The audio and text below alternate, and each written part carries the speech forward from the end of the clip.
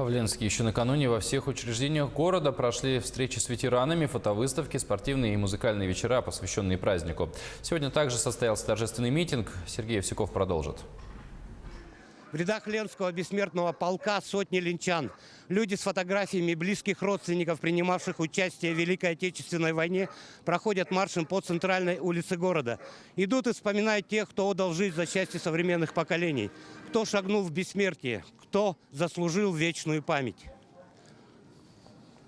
Я несу портрет своего отца. Кузнецов Иннокентий Петрович воевал всю войну, награжден боевыми медалями и орденами.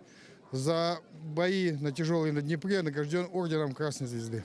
Это мой дедушка, я очень горжусь им. Он участвовал в начале войны, был, потом его комиссовали. Он также был в тылу. Я очень им горжусь. Поздравляю всех с Днем Победы.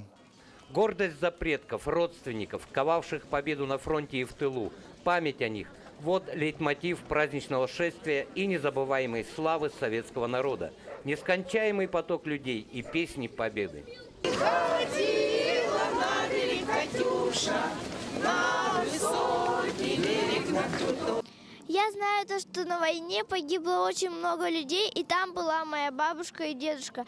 Бабушка делала патроны, снаряды, пушки, и мы победили. Очень рады тому, что все-таки и нас не забывают, и рады, что все-таки уже столько лет прошло, живем в мире и в спокойствии.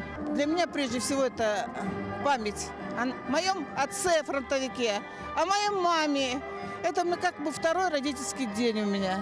И поэтому слезы никогда не покидают в этот день. Священнослужители Ленского храма отслужили молебен в честь усопших фронтовиков-ленчан и всех людей, отдавших свои жизни в те далекие годы.